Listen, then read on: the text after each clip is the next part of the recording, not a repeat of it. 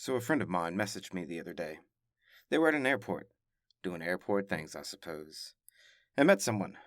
Conversation ensued, where you from, etc. And the individual they met was from Ethiopia.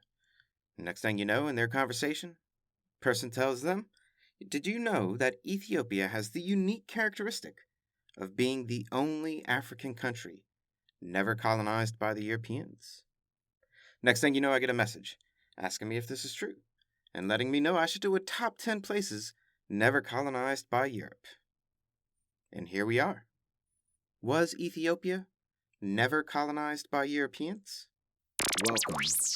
Don't adjust your dial.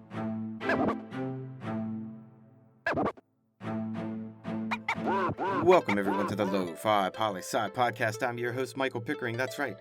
Lo-fi as in low fidelity, low quality, in your face, messy as can be, global news show. It's Tuesday, Lo-Fi Nation, and you know what that means. It's time for Tuesday's Top 10 list. And today, we're talking about 10 countries that were never colonized by Europe. And a big shout out and thank you to Amelia for this amazing idea.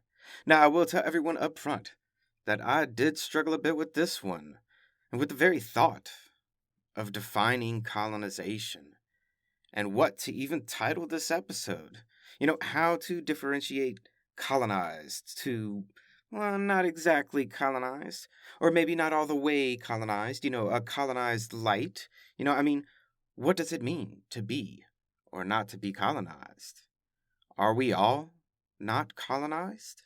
We'll get into all that after the list, but our list today comes from the World Atlas and provides 10 countries that have never been colonized by Europeans. And coming in at number 10, Saudi Arabia. Number 9, Iran. Number 8, Japan. Number 7, Korea. Number 6, Thailand. Now to our bottom 5, and coming in at number 5 is China. Number 4, Afghanistan. Number 3, Nepal. Number 2, Bhutan. And coming in at number 1, Ethiopia. Wouldn't you know? But now that we have our list, let's dig into it and test us some World Atlas history and challenge our own thoughts about what does it mean to colonize. So first off, let's be frank. Lots of other countries around the world colonized besides Europe. China, Japan, the US, Russia. The list goes on. So why then choose a list based on European colonization? As someone who studies and researches and teaches politics of developing areas and comparative politics, I can tell you without any doubt or reservation that no efforts of colonization by any groupings of country had such a global impact as to compare to that of what European colonization did from about the years of 1450 to 1950. I could do an entire 2-hour cast telling you why. Or you can take my word for the time being, or challenge me in the comments. I always love talking to my people. But in short, what the Europeans did in colonization within that 500-year period, it has shaped global politics onto today, and likely far into the future. So to hold the status to be a country that was never colonized by Europe, that's a big deal. Even the US was a colony of Europe. All the American continents were. But now, to our list in particular, there are some places on there that were most certainly colonies of other countries. In particular, the Koreas. They were colonies of Japan, taken from China during war, and not made free and independent until after Japan loses in World War II. But still, the Koreas were never colonies of Europe. And China, such a massive place, was never technically colonized. However, Hong Kong most certainly was, and that wasn't given back by the British until 1997 to 1999.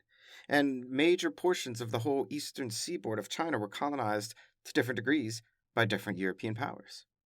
And even all the other countries on our list, Saudi Arabia, Iran, Japan, Thailand, Afghanistan, Nepal, Bhutan, there was varying levels of colonization going on in those countries. But in many ways, what we call neo-colonization today, which is controlling a former colony that is now free and independent, but controlling them through economic means. In all the above-mentioned cases, countries that were never officially colonized by Europe Europe was already using this form of neocolonization, of economic control, way back in the day. And in fact, it proved far more profitable and cheaper in many cases to not take over the country completely. But even without thinking of neocolonization or economic colonization, going back to simply the idea of being colonized, you could argue that there is no land in this world, no grouping of people on this planet, that have not been colonized. All countries were once called something else. Simple as that. Colonization is the shaping of the world, of the borders we draw, of the dynamics, of the power distribution throughout societies. Colonization, which still most certainly takes place today, colonization is taking something that isn't yours and calling it yours and forcing others to deal with it. Colonization equals subjugation, and that has almost always been done through war. Though now, it's increasingly done economically, neocolonization. And Europeans, well, they no longer have the monopoly on that game. A story for another cast, to be sure. But let's go back to our friend Amelia's question from her encounter at the airport and addressing our number one on the list from World Atlas. Has Ethiopia never been colonized by Europe? World Atlas says, no, it is not. The individual from Ethiopia says, no, it is not. And for our answer, I'll pull directly from my response to our friend. We'll call this a letter of the Lofi Poli Sci. Begin letter. The person from Ethiopia is correct and incorrect. It's a matter of perspective. Go figure, I'd say that. They weren't colonized in the sense of the Berlin Conference of 1884-85, when Europe carved up the map of Africa. However, during World War II, the Italians did take over the country and colonize it for several years. So as a point of pride, Ethiopians can most certainly say they've never been colonized, especially if you think of colonization as a long-term institution. Even the Italian takeover then would not count. However, colonization does not have a minimum time required for a country to be taken over and thereby colonized. In this perspective, Ethiopia was most certainly colonized by Italy during World War II. So this is one of those rare circumstances where a person can be right and wrong at the same time. To me, the correct answer would be, was Ethiopia ever colonized? Yes and no. But that's just me and my perspective. And so the letter ends. And yet it opens the door to an amazingly important question for us. Does one person define what colonization truly is? Does a country have to be colonized for 50 years, 5 years, or even just 5 months in order to be considered colonized? And I'm not sure there's an answer out there. Or rather, perhaps, I simply refuse to give you one.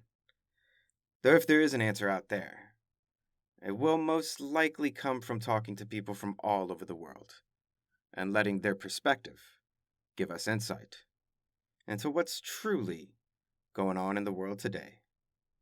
And that, my friends, is this Tuesday's Top 10 list. Thank you again, Amelia, and everyone. Issue 8 of Letters of the Lofi Poli Sci came out Saturday. Get out, may be added to the emailing list. Our theme this week, our pictures and words. Always remember that Lofi Poli Sci is more than just me. It's the we that we be. Peace and well-being to all my human beings out there. Much love and always the best. Pickering, signing off.